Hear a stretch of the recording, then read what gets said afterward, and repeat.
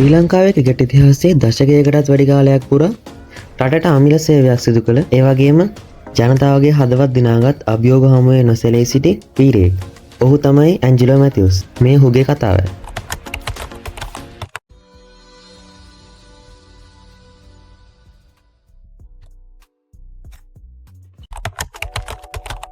1992 ජූනි 2 වෙනිදා කොළඹ නගරයේ ටිරෝන් සහ මොනිකා මැතිව්ස්ට දාව උපන් ඇන්ජලෝ ඩේවිඩ් මැතිව්ස් රෝමානු කතෝලික පවුලක පුතෙක් ලෙස ඇඳී වැඩුණු ඇන්ජලෝ කුඩා කාල සිටම ක්‍රිකට් ක්‍රීඩාවට දැඩි ඇල්මක් දැක්වුවා. ඔහුට එලෙම් නම් සහෝදරයෙක් සහ ට්‍රෙවින් නම් සහෝදරියක් සිටියා. ඔහුගේ මව මොනිකා ක්‍රිකට් සිහිනය හඹා යාමට ඔහුට විශාල සහයෝගයක් මව ලබා දුන්නා. කොළඹ ශාන්ත ජෝසප් විද්‍යාලයෙන් අධ්‍යාපනය ලැබූ ඇන්ජලෝ පාසල් ක්‍රිකට් පිටියේ චිතා පෙන්වමින් ඉදිරියට ආවා. පාසල් වියදීම ඔහු ජාතික කණ්ඩායමට ක්‍රීඩා කිරීමේ සිහිනය දැක්කා. ඔහුගේ දක්ෂතා ඉක්මනින් ජාතික තේරීම් කමිටුව අවධානයට ලක් වෙමින් තිබුණා.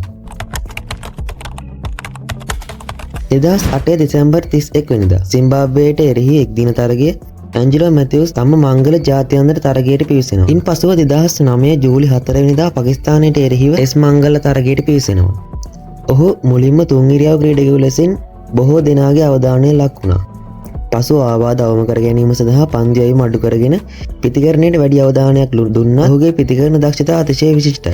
2013 වසරේදී ඒ කියන්නේ වයස අවුරුදු 25 දී ශ්‍රී ලංකාවේ ලාභාලතම ටෙස්ට් නායකයා ලෙස ඇන්ජලෝ මැතිව්ස් පත්වීම විශාල වගකීමක්. ඔහුගේ නායකත්වයේ යටතේ ශ්‍රී ලංකා ක්‍රිකට් ඉතිහාසයේ රන් අකුරින් ලියවුණු පරිච්ඡේද ගණනාවක් තිබෙනවා. 2014 දී එංගලන්තයේදී ඓතිහාසික ටෙස්ට් තරගාවලි ජයක් ලබා ගැනීම ඔහුගේ නායකත්වයේ විශිෂ්ටතම ජයග්‍රහණයක්. ඒ වගේම 2014 ICC ලෝක කුසලාන 2020 කුසලාන දිනගත් ශ්‍රී ලංකා කණ්ඩායමේ ප්‍රධාන සමාජිකයෙක් ලෙසත් ඇන්ජලෝ මැතිව්ස් සිටියා.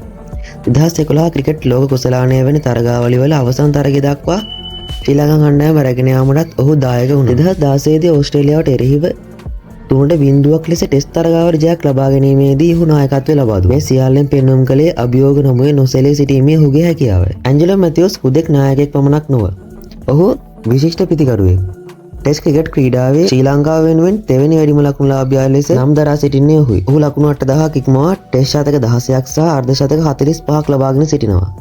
2020 දී සිම්බාබ්වේට එරෙහිව ලබාගත් නොදෙවි ලකුණු 200. ඔහුගේ ටෙස්ට් ක්‍රිකට් දිවියේ විශේෂ අවස්ථාව. 2015 දී එක්දින ලකුණු 100ක් ලබා ගැනීමත් සමගම සනත් ජයසූරිය, අරවින්දද සිල්වා සහ තිලකරත්න දිලිෂාන්ගෙන් පසුව එක්දින ලකුණු 3000ක් අඩු 100ක් ලබාගත් සිව්වන ශ්‍රී ලාංකික ක්‍රීඩකයා බවට පත්වීමට ඔහු සමත් වුණා. ක්‍රිකට් ක්‍රීඩාවේ සියලුම වාර්තා මෙන්ම 2023 ටයිම් අවුට් වූ පළමු ක්‍රීඩකයා බවට පත්වීමේ අවාසනාවන්ත සිදුවීමද ඔහුගේ ක්‍රිකට් ජීවිතයේ කැපී පෙනෙන සිදුවීමක් ලෙස හඳුනා ගන්න පුළුවන්. ඔහුගේ දක්ෂතාව වෙනුවෙන් ජාත්‍යන්තරව මෙන්ම දේශීයවද ඇන්ජලෝට විශාල අගයීමක් තිබුණා. 2015 වසරේ Wisden cricket of the year සම්මානය ICC පිරිමි මාසයේ ක්‍රීඩකයා වැනි සම්මානයේ අතර ප්‍රධාන. ක්‍රිකට් පිටියෙන් පිටතදී ඇන්ජලෝ මැතිව්ස් ආදරණීය ස්වාමි පුරුෂයෙකු සහ පියෙක්. ඔහු තම දීර්ඝකාලීන සහකාරිය වූ හේෂානි ද සිල්වා සමග විවාහ වී සිටින අතර ඔවුන්ට දරුවන් 4 දෙනෙකු සිටිනවා. ඇන්ජලෝ මැතිව්ස් ශ්‍රී ලංකා ක්‍රිකට් ඉතිහාසයේ නොමැකෙන නමක් සටහන් කළ අභිමානවත් ක්‍රීඩකයෙක්. ඔහුගේ කැපවීම, දක්ෂතාවය සහ නායකත්වය ඉදිරි පරම්පරාවන්ටද ආදර්ශයක් වේවි.